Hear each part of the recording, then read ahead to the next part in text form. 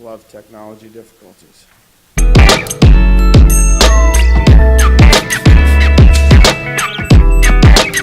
Cross County School District relies on project-based learning and a one-to-one technology environment to ensure that student learning is contextual, creative, and shared. There's actually a video and not just audio that goes along with that. So I got the video and you got the Yeah, exactly.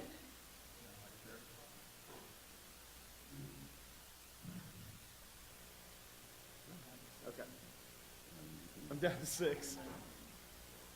If we don't have the video, Matt Dozier's just going to act it out as it plays.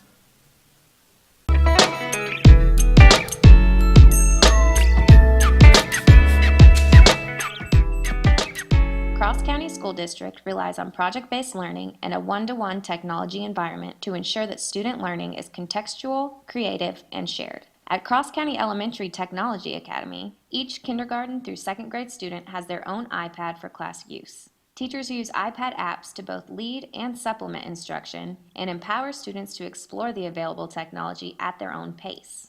All 3rd through 6th grade students at the elementary school have their own MacBook for projects and classroom activities. This technology allows our elementary school students to start building their digital proficiency at a young age and affords them with limitless resources online. At Cross County New Tech High, students use their MacBook laptops to investigate and research information, collaborate with others, and create high-quality projects and presentations that showcase their learning. Students are evaluated on the content of their classes, as well as their ability to utilize 21st century skills like problem solving, analytical thinking, and work ethic. Teachers have transitioned to facilitators as the students drive their education through inquiry-based learning. Cross County School District strives to provide a learning environment where every student can excel. We realize that technology alone does not sufficiently prepare students for the challenges ahead, but are confident that our innovative practices use this technology to better prepare our students for the future. Pull out. Okay. So one of the things that I want you to there it goes. Maybe. There we go. Okay. There we go. Okay, so one of the things that I want you to think about, first thing this morning, that kind of at its core is what this conference is about, is that when we talk about preparing kids to go to the workforce, go to a 2-year college, go to university, vocational, the workforce, whatever it is, in public education K-12, a lot of the times we focus on just how are kids scoring on the benchmark test? How are they going to score on the PARCC assessments? But really, I want to take you to the next step. And let's say, for instance, that it's a prerequisite that kids have to have a core knowledge base when it comes to math and literacy. So when we look at that, what are the skills above that the kids are going to have to be successful? Because one thing that we see in the economy that we're living in now, and when we look at the recession that we just went through, is that knowledge base, a college degree, it's not indicative of you being successful like it was maybe when I was in high school.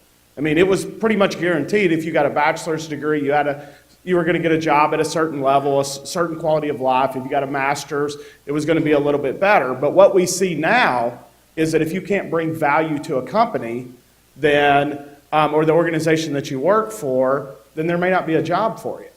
So when we look at that, we started out with our faculty at Cross County and asked this question.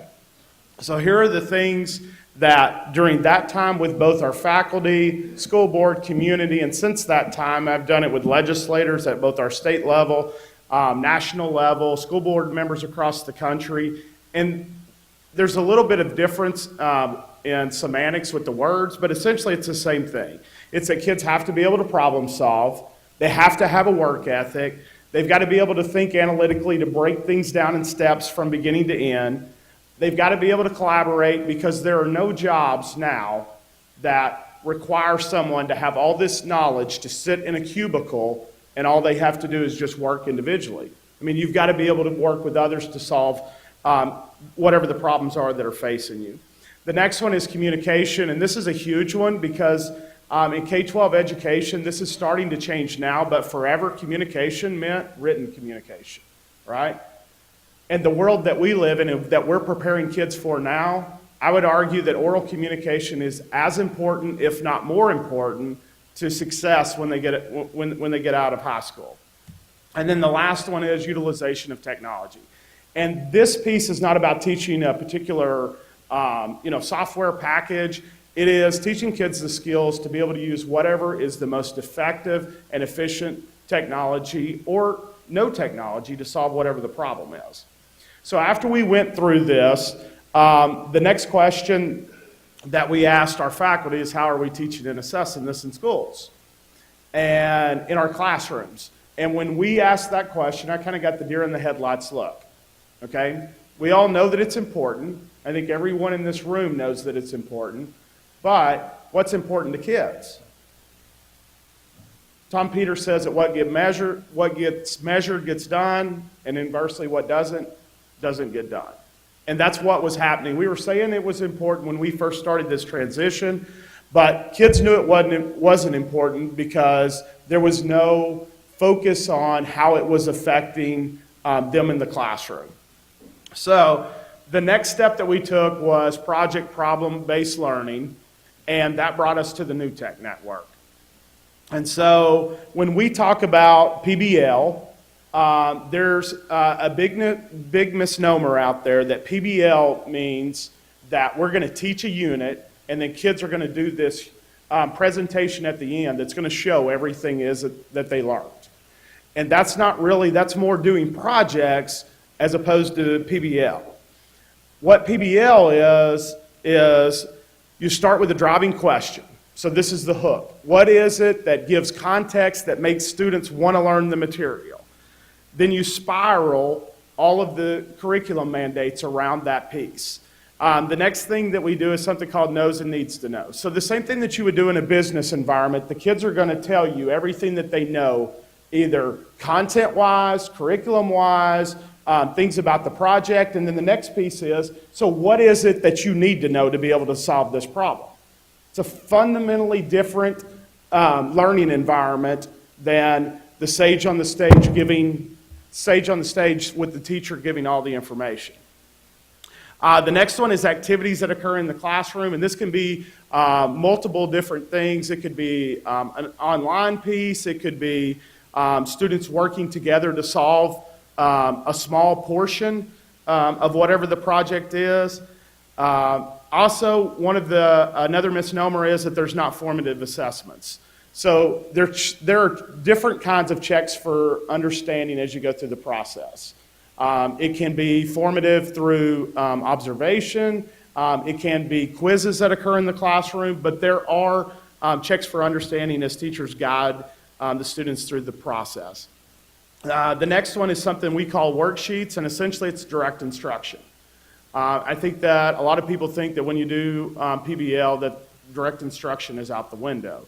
Direct instruction sometimes occurs just like it would whole class in the classroom, but it also could be only the kids that don't understand the material. We're pulling them to a corner of the classroom and doing direct instruction while the other kids are working. The third component that it may be is out of the groups. We're pulling one person out of the group. We're teaching the content in a workshop to them, and then they're going back and teaching it to the students in their group. Then students have the opportunity to present what it is that they learned, the findings that they have.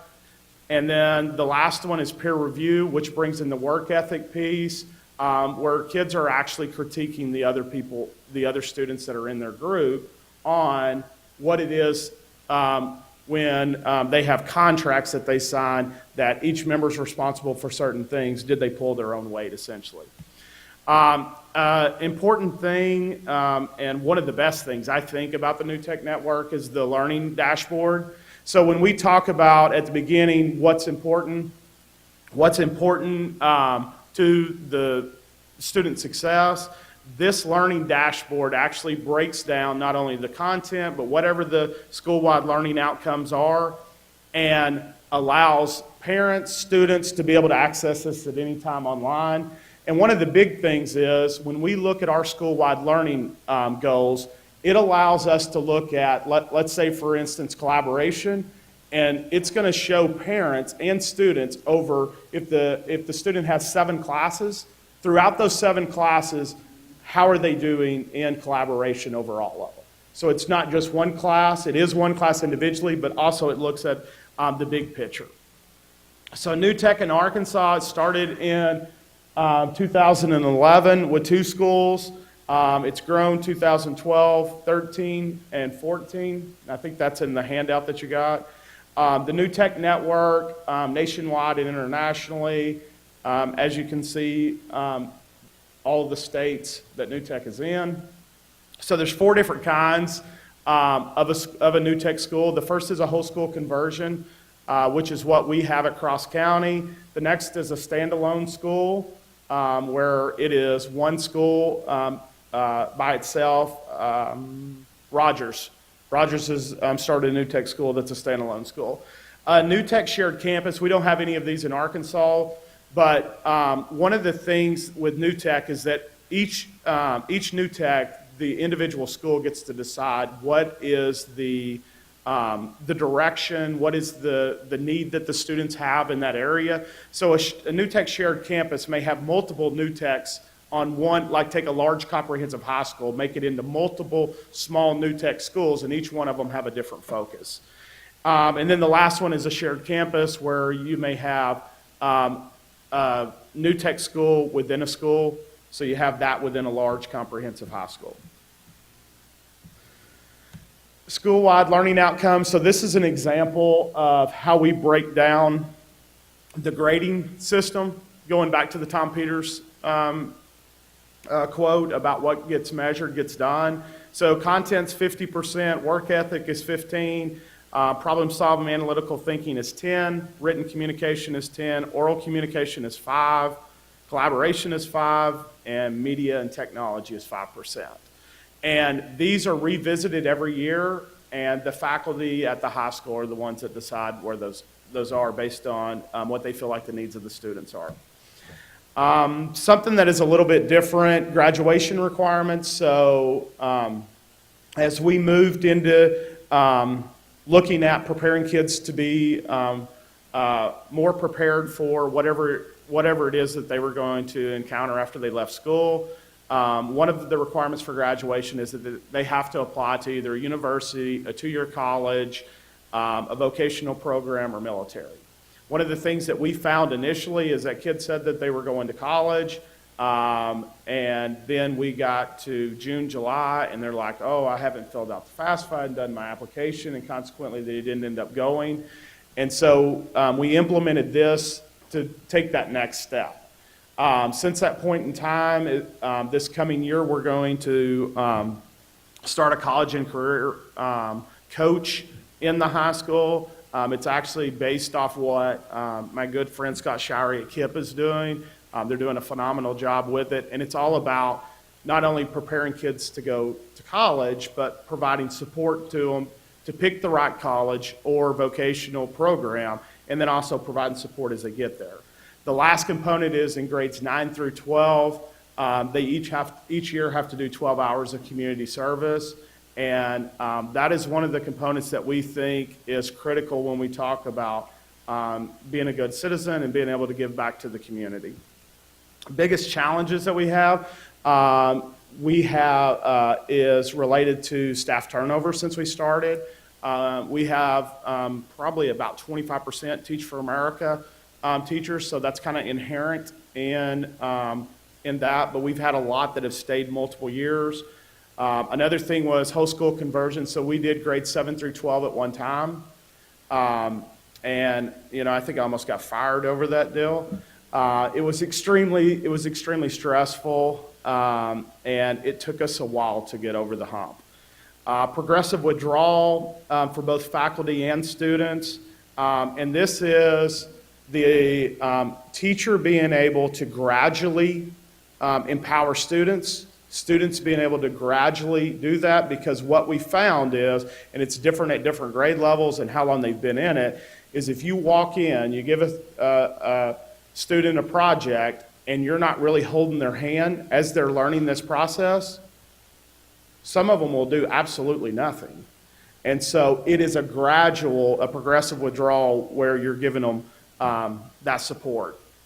The other thing is front-loading the projects. It normally, I would say on average, takes 40 hours to plan one of the projects. Keys to success, faculty buy-in, educate your parents and community, provide professional activity, development activities, and probably the key one is you have to build local capacity within the school. And so to do that, we try to keep at least 2 teachers that are on our faculty that we've sent through New Tech certified training to be able to provide support on a daily and weekly basis to our faculty. And with that, I will turn it over to Dr. James.